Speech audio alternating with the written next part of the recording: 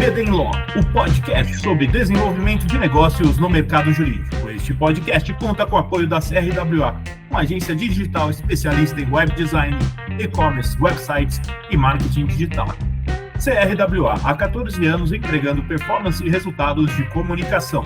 TKRA Contabilidade, a contabilidade certa para o crescimento da sua empresa. Já ouviu falar em Legal Design? Não? Procura por Bits Legal Design, criando documentos que qualquer pessoa entende.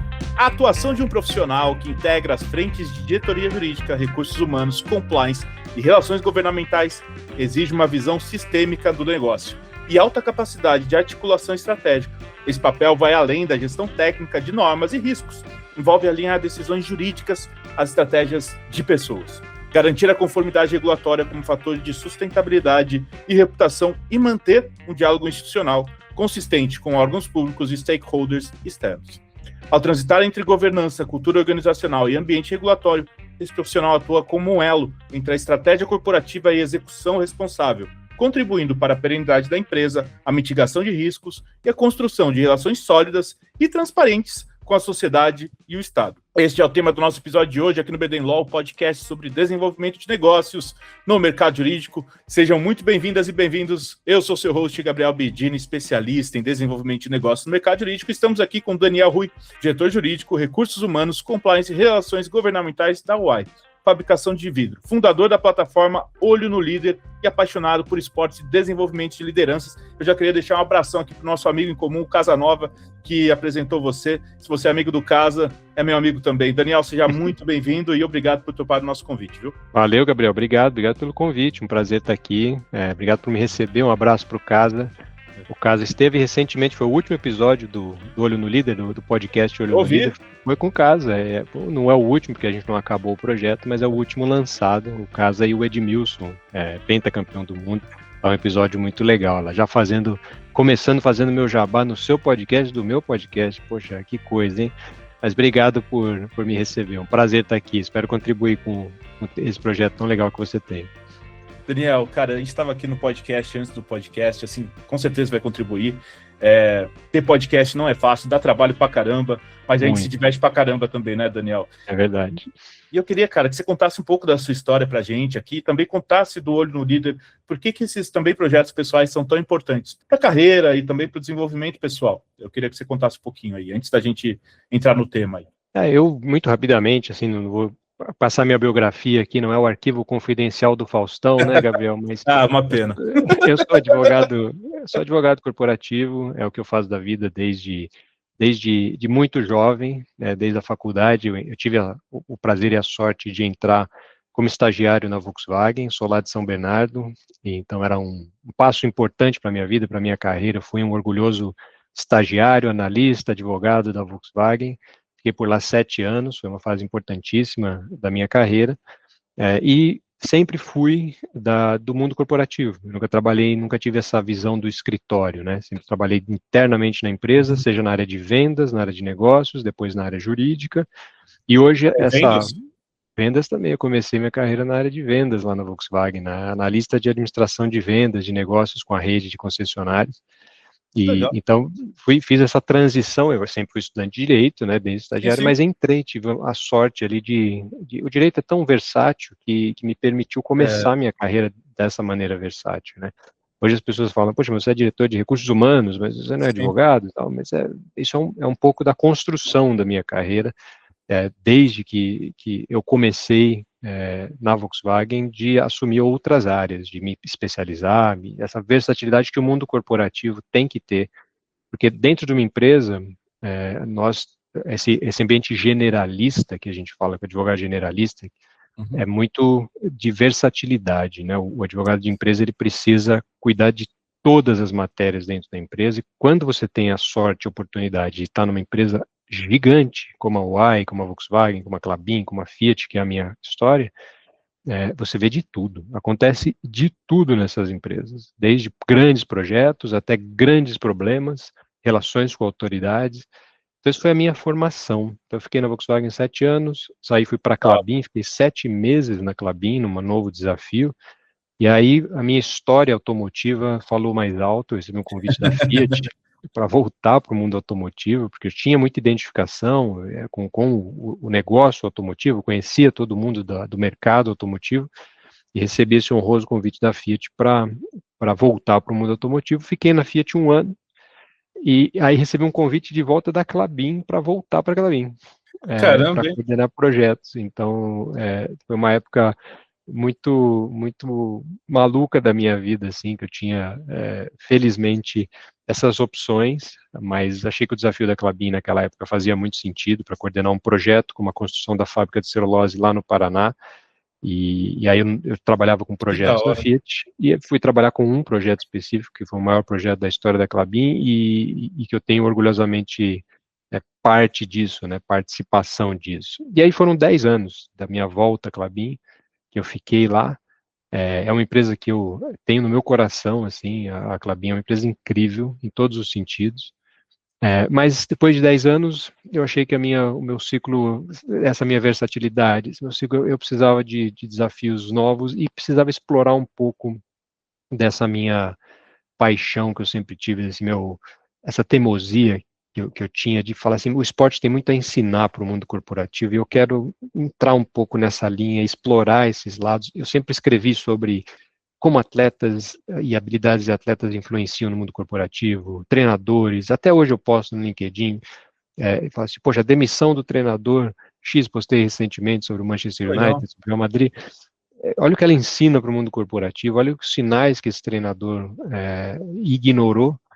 E aí eu tive essa ideia de montar um projeto, que foi o Olho no Líder, que juntava esses dois mundos. A minha ideia era fazer o que você faz aqui, que você fala, poxa, eu quero aprender, quero trazer as pessoas para bater um papo, mas eu queria trazer um executivo, como nesse caso que a gente mencionou Sim. aqui, um cara como o Casanova, que é sensacional, e um atleta, para que as suas histórias tenham uma convergência. Eu tento trazer um tema em comum para que eles tragam as visões em comum. Então ali o Casa fez esse bate-bola com o Edmilson, pentacampeão do mundo. Os dois tinham uma história de formação de profissionais, de passar o legado, né, para frente, deixar um legado, e aí é onde eu conecto. Já fiz várias temporadas, tem muito episódio legal lá com atletas de altíssima performance e executivos como o Casa, de altíssima performance também. Então, fui mergulhar nesse projeto Olho no Líder, fiquei também trabalhando nele com mais dedicação, depois voltei para o mercado, para a Owens, Illinois, e aí o podcast ficou um pouco em segundo plano, ainda tento conciliar como eu posso, mas já não tenho mais a mesma frequência e disponibilidade para fazer as gravações, mas estou tentando, tá? Mas essa minha paixão pelo esporte traz essa Mas dá pouco vontade de... trabalho. Dá muito trabalho. As pessoas veem isso aqui, às vezes a gente está falando, a gente está gravando, tem uma pessoa para editar, você me convidou, você fala do tema, no meu caso, a gravação presencial no estúdio, então você tem que... E eu faço, para quem não sabe, um bastidor do Olho no Líder, praticamente tudo sozinho. Eu roteirizo, eu edito, eu faço a capa do episódio, eu faço a publicação do episódio, eu apresento, depois eu valido, eu agendo o estúdio, eu agendo o convidado tem um imprevisto, a gente ia gravar com um convidado muito legal, não vou dar spoiler porque a gente ainda vai gravar com ele. Agora você me deixou curioso, porra. É um ex-lutador famosíssimo e sensacional. Ainda vai no Olho no Líder. Foi no dia que deu aquela chuva aqui em São Paulo, que caiu energia para todo lado, então justo naquele dia era para gravar esse episódio, não aconteceu. Isso tá tudo nas minhas costas ali, né? Porque eu sou sozinho, não tenho uma produtora, um produtor, alguém para fazer. Então dá muito trabalho. Se você não se apaixona pelo projeto, como você e eu, desde o primeiro contato, já vi que você é apaixonado pelo seu projeto, você não faz, porque é realmente muito trabalhoso. Daniel, que legal, cara. A gente precisa trocar bastante ideia aqui depois, porque eu acho que a gente tem bastante figurinha para trocar. O que é interessante, Daniel, que você é um cara versátil e você, pela sua trajetória toda, você tem visão de negócio, porque você circulou por um monte de áreas, você está tudo falando de negócio aqui. Então, isso para mim eu acho sensacional. Agora, pensando no seu dia a dia aí, como que você equilibra as demandas jurídicas com as prioridades estratégicas do negócio no dia a dia? Essa é uma questão meio clichê hoje em dia, sabe, Gabriel, de negócio, de visão de negócio. Mas ela é um clichê real, porque nas pesquisas que eu sou parte da ICC Brasil, né, ICC é uma associação de advogados americana, mas já com presença global, e recentemente nós fundamos um capítulo do Brasil aqui, da ACC Brasil, até convido os advogados corporativos a conhecer e participar, que é muito legal. Eu sou um dos membros fundadores, e lá tem uma pesquisa, que é a mais importante do mercado jurídico, na minha opinião, sobre as visões dos General Counsel, dos advogados corporativos para os próximos anos. E sempre a habilidade que ali, qual habilidade você vai desenvolver, qual habilidade você acha ainda que falta, e o advogado está sempre com o chamado business acumen, né, que é a visão de negócio, como em primeiro lugar, como uma prioridade número 1. E isso clichêrizou um pouco. Qual é a visão de negócio? E aí muita gente fala em entrevistas assim, mas tem que ter a visão de negócio e tudo mais. Então, eu acho que antes de você pensar na visão de negócio, acho que o advogado tem que conhecer, mas isso é a dinâmica do mercado, o que influencia. Eu sou um grande guia turístico para quem vem me visitar aqui no escritório da Owens Illinois. Eu brinco que eu vou aí te visitar, então. Pode vir, porque eu explico com o maior prazer o processo de fabricação do vidro do início ao fim para as pessoas que vêm aqui. Não tem gente que vem aqui fazer uma reunião comigo de negócios que não tenha uma primeira apresentação de tudo sobre o que eu sei sobre o mercado de vidro, tudo que eu sei sobre o que eu já aprendi sobre este mercado. Aqui nós temos produtos expostos, eu mostro os clientes, a importância, tipo de negócio, presença global, porque eu entendi isso como parte do meu processo de onboarding em qualquer empresa, onde a empresa ganha dinheiro, onde a empresa perde, onde eu participo. E nas reuniões de diretoria, é o que mais se discute, o advogado não pode ficar à mercê disso. Então, um pouco a visão é uma parte do aprendizado da visão de negócio. Mas para conciliar a questão jurídica com essa questão de negócio, a primeira coisa que a gente precisa ter em mente é a estratégia, você ter uma cabeça de estratégia, e eu digo, estratégia não é um conceito para o advogado de outro mundo, assim. A estratégia nada mais é do que fazer compensações na hora de competir pela sua atenção, o tempo da sua equipe. Escolher o que não fazer é mais importante do que escolher o que fazer, porque nós temos muito trabalho no dia a dia, muita coisa para fazer, e eu brigo bastante, assim, no bom sentido, com a equipe, sempre que eu vejo que eles estão fazendo algo que não está agregando valor para aquelas prioridades do negócio. Se for fazer tudo o que você quer fazer, em termos de, vou ampliar, eu quero um contrato maravilhosamente perfeito, eu quero fazer um relatório X ou Y, ele está ligado àquela estratégia de negócio ou àquela composição que interessa para a empresa naquele trimestre, então é tempo perdido. E isso não fazer sugere, inclusive, que você tenha uma visão do que terceirizar. Então, nas pesquisas, muita gente pergunta, o que você terceiriza dentro de uma empresa, de um departamento jurídico? É classicamente o contencioso? Não, eu terceirizo o que eu não quero fazer em termos de estratégia, onde a minha atenção não pode estar alocada, em que eu preciso de você, que é do escritório, que é especializado, que tem um tempo de pensar aquilo e de estudar aquilo com mais profundidade, eu preciso escolher o que não fazer. Então, eu acho que a grande conciliação disso é ter a visão de negócio é entender de prioridade. Quando você define a sua estratégia, se o que você está fazendo não está vinculado à prioridade, não faça. Escolher não fazer é mais estratégico do que escolher o que fazer. Então, essa presença do líder jurídico especificamente, e aí você falou da versatilidade, onde eu uso como princípio, é a conciliação entre o que é tendência e o que é pendência. Então, a tendência exige a presença do líder. Eu tenho que estar à frente, o que está acontecendo no mercado, o que eu estou trazendo de fora, o que está acontecendo, o que vai acontecer para a empresa, porque eu estou nas reuniões de diretoria, eu sei, eu passo para a equipe, a tendência eu lido. A pendência, essas são as urgências que surgem no dia a dia, eu vou terceirizando, vou delegando, mas eu tenho que manejar o meu dia a dia. Se eu fico o dia inteiro só em pendência, eu não estou fazendo o meu trabalho corretamente. Esse é o meu indicador. Então, eu tenho que dedicar mais à tendência do que à pendência. E aí a minha agenda vai se baseando nisso. Esse trabalho aqui, esse tempo que eu estou dedicando a falar com você, para mim é trabalhar em tendência. Eu estou conhecendo uma pessoa nova, um projeto novo, podendo transmitir essas ideias para mais pessoas, que vai me gerar mais conexões, onde eu trabalho na tendência. Não fazer isso é responder o meu caixa de e-mails, que certamente está lotada, como a de todo mundo que está ouvindo aqui, cuidando de pendências. Então, esse equilíbrio é necessário, né? Cara, é muito interessante isso, Daniel. E então tem espaço para microgerenciamento, claramente, né? O microgerenciamento, ele é um fator interessante no mundo dos negócios e corporativo. E você tem que entender o seguinte, o microgestor, ele se torna um peso para a companhia. E eu não estou dizendo no sentido de ser uma pessoa que incomoda, não. É mais pelo sentido seguinte, só há tanto trabalho disponível para fazer conforme você dá conta de fazer esse trabalho.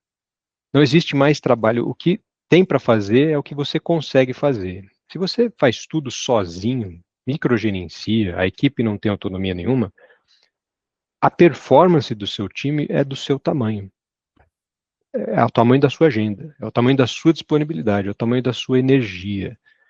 Então, assim, o microgerenciamento, ele traz menos performance para a equipe porque você torna a equipe do seu tamanho. E muita gente, eu já liderei, por exemplo, na Klabin, minha equipe tinha 40 pessoas.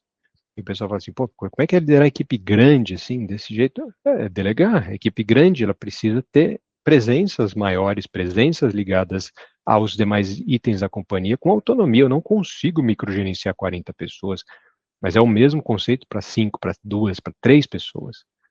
A equipe só amplia a performance quando você delega, quando você confia, quando você treina, você tem os princípios alinhados e vai atrás. É por isso que a principal missão de um líder, quando ele senta num cargo de diretoria, principalmente, mas isso serve para gerência, serve para coordenação, quando você forma uma sucessão, Gabriel, assim, o seu sucessor na empresa, é no dia 1, é no primeiro dia que você tem que formar, você já tem que começar a formação do seu sucessor. E isso não se faz com microgerenciamento. Então você vai estar contrário, a missão do líder é deixar alguém melhor do que ele, eu espero fazer isso em todo lugar que eu passe, para substituí-lo quando ele crescer, quando ele for para outros desafios.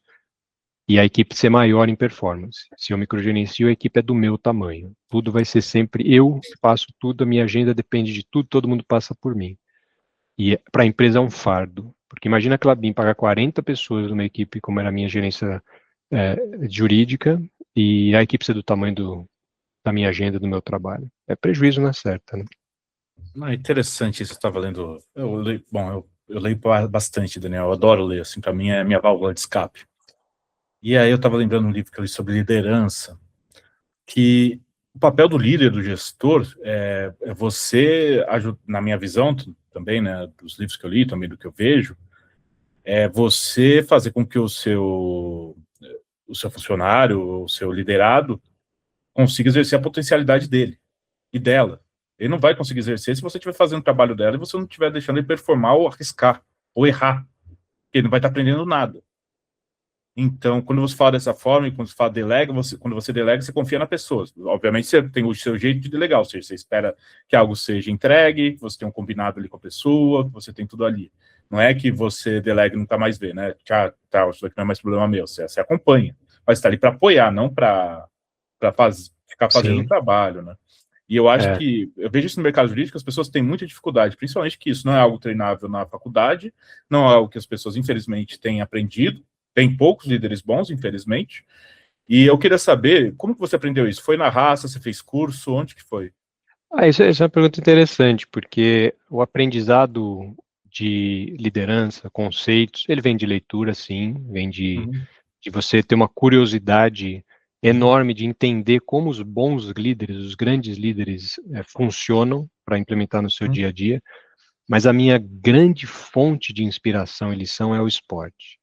E sempre foi assim, esse é desde quando eu praticava o esporte de adolescente, era a minha, eu não notava naquela época, hoje eu noto que eu estava aprendendo essas lições de liderança, mas dali veio toda a minha inspiração para ser o líder em desenvolvimento constante que eu sou hoje, sabe? Mas hoje o que eu estudo, as minhas fontes são esporte. E por quê, Gabriel? O interessante do esporte é porque o esporte para mim é um laboratório da liderança. Quando você é um bom ou um mau líder na empresa, no escritório, você vai ver as consequências dessa má gestão em alguns anos. Ou pode ser que você tenha um trimestre bom, um ano bom de resultados financeiros e a equipe está completamente destruída, assim. você não cria sucessores, e aí quando esse líder sai, a terra está arrasada, né? E aí você vê um pouco do trabalho mal feito dele depois de um tempo. O esporte, principalmente o esporte de alta performance, a ação do líder reflete no resultado imediato. Então é um laboratório. Quando eu estudo, como eu falei dos posts que eu fiz, do Rubem Amorim no Manchester United, do Xabi Alonso no Real Madrid, eu falo dos erros que eles cometeram e que influenciaram no resultado. E ali é a lição, ali é a fonte, né? Por que isso influencia? E é imediato, é um laboratório de ensaio. Você consegue ver ações que deram certo, que deram errado, e o resultado está ali imediatamente refletido. Então eu adoro ler os livros de biografia dos treinadores. Sempre que vai um treinador num podcast, e que por isso que eu quero trazer tantos no meu também, porque eu quero ouvi-los, eu quero saber, cara, o que aconteceu nessa história? E acho que isso eu tiro essas lições. Do Olho no Líder, a gente faz alguns eventos também, né, corporativos de treinamento, e o que eu mais gosto de fazer é com o Zé Elias, que se torna um grande parceiro da minha plataforma, é o ex-jogador aqui do Corinthians, do Santos, né, da Inter de Milão, hoje comentarista da ESPN, e para mim o melhor comentarista da atualidade. Não é porque é meu amigo não, mas eu puxo sardinha pro lado dele, e nós fazemos esse bate-bola. Eu entrevisto ele, falo, Zé, traga aquela história do Corinthians e tal, e ele traz, e dali eu falo, percebem essa lição do treinador, da ação do treinador, e quanto isso influenciou o resultado e o desenvolvimento das pessoas. Então, esse é o meu grande aprendizado. Eu sou curioso e entusiasta quando eu vejo uma história. Eu não posso ver uma demissão do treinador. Eu vi que o Thomas Frank foi demitido do Tottenham recentemente. Eu já quero entender o que aconteceu com o Thomas Frank na Tottenham, porque está ali que eu tiro.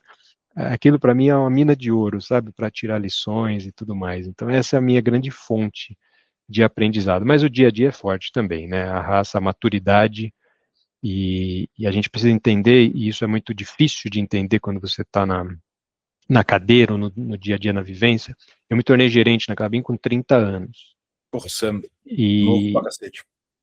muito novo, e uma empresa daquele tamanho, e você assumiu uma gerência, você sendo jovem, eu tinha todas as preparações e boa vontade e tudo mais, mas a cabeça de hoje é diferente. Eu já me aceitei que a minha liderança vai melhorando com o tempo, sabe? A maturidade, hoje quando eu trabalho com líderes mais jovens, eu tento mentorar, ensinar o máximo que eu posso, mas às vezes eu me falo assim, mas eu queria muito que, e às vezes eu me vejo nessas pessoas, eu falo assim, cara, eu era assim também, eu tinha essa mesma teimosia, essa mesma cabeça dura, e a gente tem vontade de fazer um transplante de maturidade, assim, de falar, cara, a vida ensina, assim, com a porrada, com tudo mais. Então, a prática também. Não dá para ser um líder de alta performance aos 20 anos de idade. Não dá. Não tem como. Você não tem uma formação, experiências, vivências com pessoas o suficiente para fazer isso. Então, a idade, a maturidade também é um grande professor, né?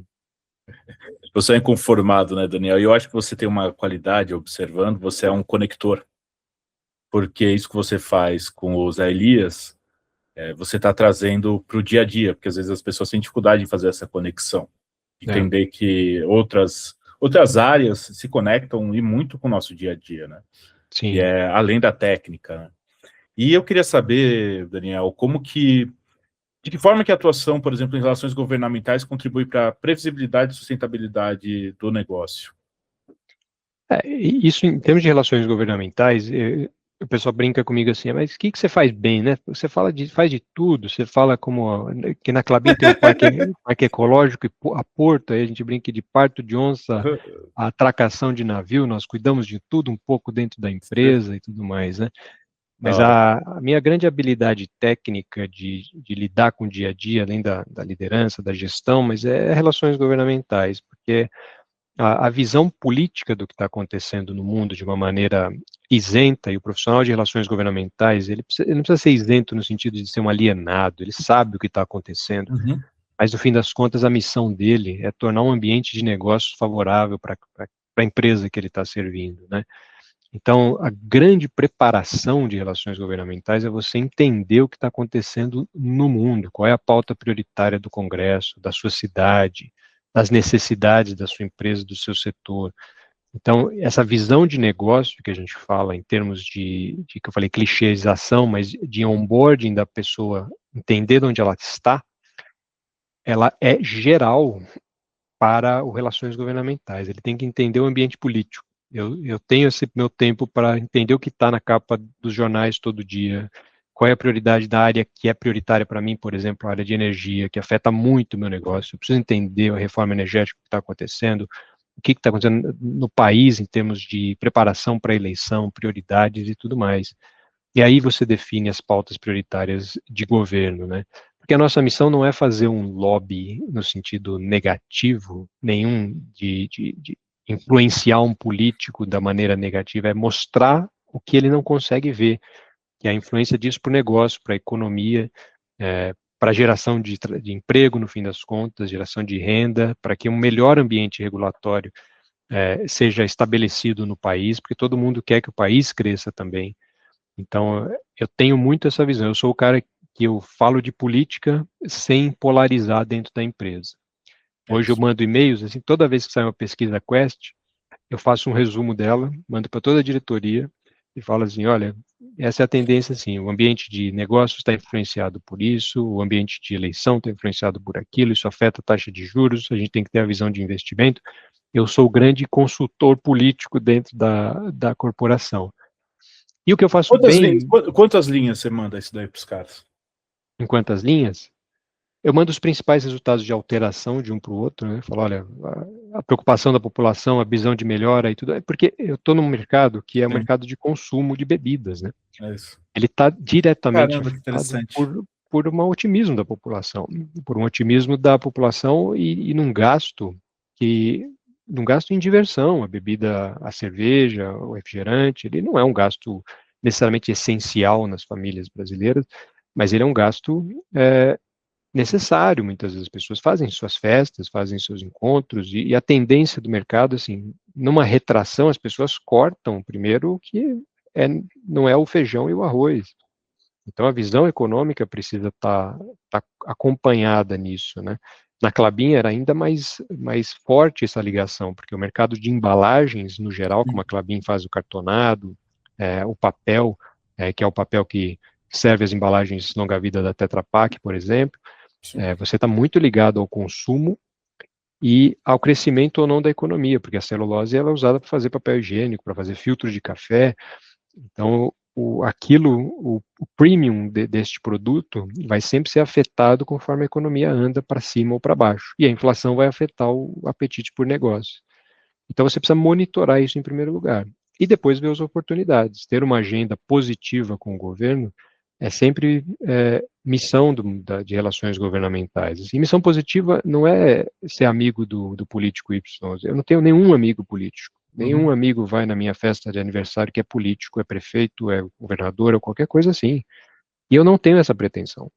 Mas quando eu tenho os encontros, eu sou, primeiro, educado e gentil.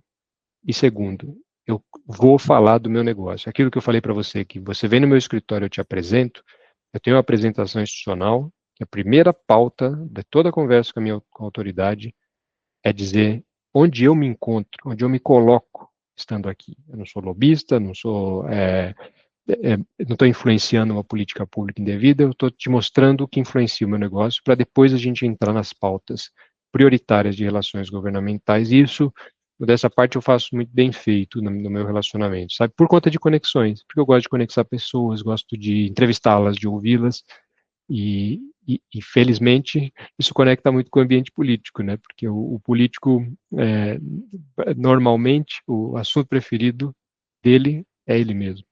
E aí você sendo um bom ouvinte, você já consegue um bom caminho andado. E depois você fala do seu negócio, que ele esteja disposto a ouvir, e ajuda muito a influenciar positivamente essa política pública. Mas é melhor fazer isso via associação. Então essa conexão não é só o meu relacionamento com a política. Eu tenho que ter uma visão do que está acontecendo para informar minha empresa e influenciar nessas frentes. Mas a grande conexão de relações governamentais deve ser interna no setor. Você tem que conhecer as pessoas das empresas que trabalham no seu setor, participar das associações, das reuniões, ativamente. Você não pode ficar em segundo plano para relações governamentais, sabe? O trabalho começa em casa, a conexão começa em casa, no seu setor. antes de ter uma política, ou de falar com um político, se você não conhece os de relações governamentais dos seus pares, do seu setor, é bom conhecer. Acho que ali é um bom começo, porque as pautas coletivas são mais fortes do que as pautas individuais.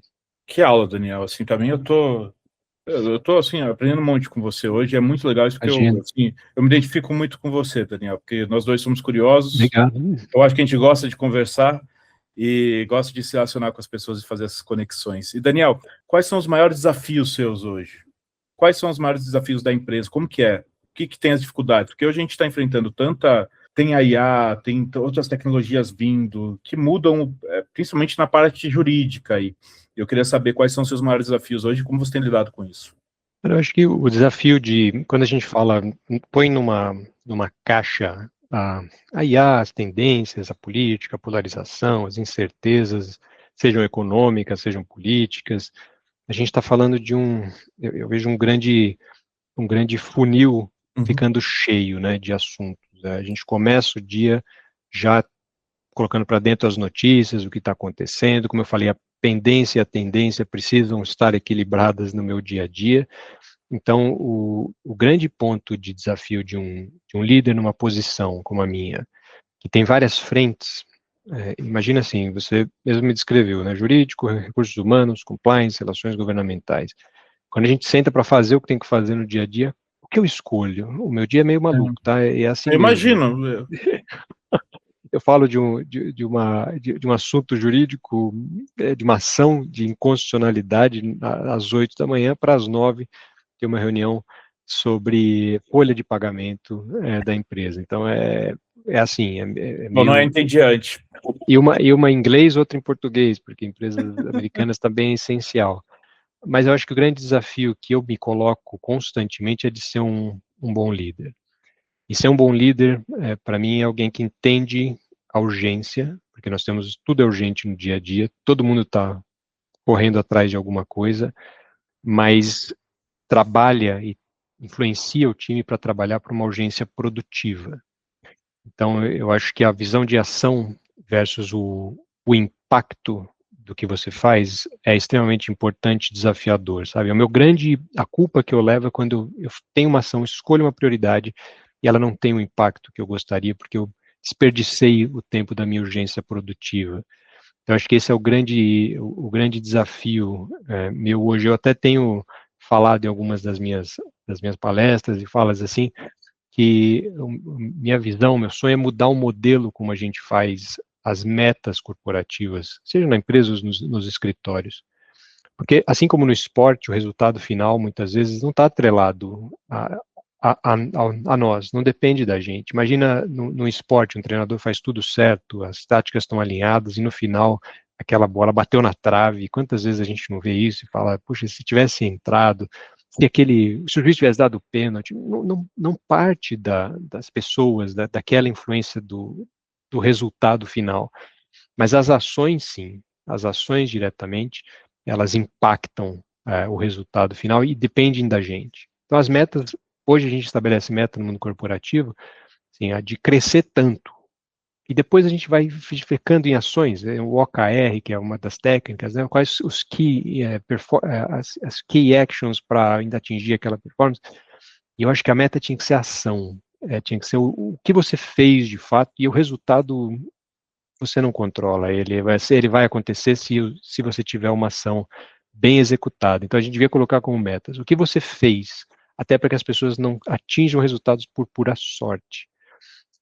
Eu vi uma história do Michel de Montaigne, que na filosofia, de que os soldados romanos, muitas vezes, eles não premiavam seus generais que venciam batalhas e que não tinham tido nada a ver com isso, sabe? Que foi uma circunstância. O exército ficou doente por uma praga, e o general não era premiado por aquela vitória, mas ele era pelas ações que ele fez, ainda que a derrota viesse e não fosse culpa dele, mas foi bem planejado. Então, eu acho que tem que ser nessa linha, assim, de plano. A ação precisa ser o grande ponto. Eu entendo urgência, mas eu trabalho na urgência produtiva. Qual a minha ação tem mais impacto do que eu ficar enxugando gelo o dia inteiro? Então, escolher isso, a curadoria dessa seleção é o grande desafio do dia a dia hoje, porque tem muita coisa. E aí, como líder, a gente vê uma equipe, quando a gente pega esse exemplo de impacto, urgência produtiva, a liderança, ela se assemelha, assim, quando a gente chega num jogo de futebol de criança de 5, 6 anos. Não sei se você já viu essa cena, mas é um caos, né? Elas sabem que elas precisam chutar, às vezes elas sabem o lado, e elas chutam para todo lado, às vezes chutam o coleguinha, e às vezes, talvez elas acertem um lado, talvez saia um gol, assim como a gente, às vezes, por sorte, acerta o resultado e não tivemos nada a ver com aquilo, mas o bom líder, ele consegue pegar essa cena das crianças de 5, 6 anos chutando a bola para todos os lados, respirar, botar a bola no chão, criar um espaço para o time se organizar, olhar para o campo e dizer qual é a decisão para o próximo passo, para o próximo passe, para organizar essas crianças, esse caos de tanta demanda. A bola e o jogo é a demanda que a gente tem no dia a dia. A sua equipe solta sem você vai fazer uma equipe de 5 anos, eles sabem que existe um gol, que existe um lado, que talvez saibam que o colega do lado joga no mesmo time que ele, às vezes não, porque ficam brigando o tempo todo, mas sem a presença da liderança, vira um caos. As pessoas vão trabalhar muito, se sentir cansadas e o resultado vai chegar ou não. O líder precisa dizer, olha, é esse o caminho, mas eu vou organizar esse jogo, gente. Esse passa para esse é o mesmo time, e isso exige a presença da liderança, sabe? Então, acho que é o grande desafio, como você lida com a sua própria agenda de coisas para fazer, e ao mesmo tempo se coloca como um bom líder para direcionar a equipe para que ela não se perca, para que ela não chute a bola para o lado errado, nem a canela do coleguinha, né? Daniel, eu podia ficar conversando horas com você, cara. Assim, fácil. Obrigado, porque, bom, espero que os seus ouvintes também tenham essa percepção, né? Fico feliz por contribuir. Não, com certeza vão ter. Daniel, eu queria saber se você tem alguma... Conselho, eu sei que é difícil de dar, mas que conselho você daria para quem quer chegar num alto cargo, de liderança mesmo? Você já falou bastante aqui, você deu várias dicas já. Mas se fosse pegar um foco, onde que seria?